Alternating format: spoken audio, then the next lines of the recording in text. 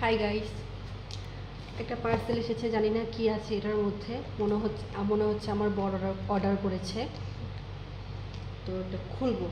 আর দুঃখের বিষয় হলো আমাদের বাড়িতে কোনো চাকু নেই যে আমি এটাকে কেটে ওপেন করব, কিন্তু আমার কাছে সবচেয়ে বড় চাকু আছে, সেটা হলো আমার দাঁত। আমি এটাকে দাঁত দিয়ে কাটবো।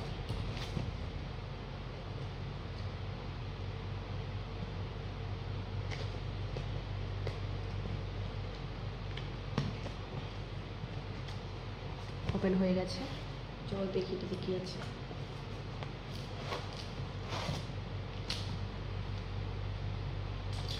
এটা হচ্ছে সবজি টবজি কাটার জন্য মনে হয়।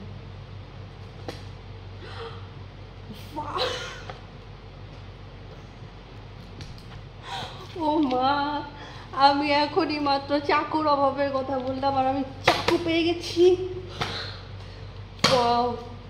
ভগবান আমার কথা এত সুন্দর শোনে,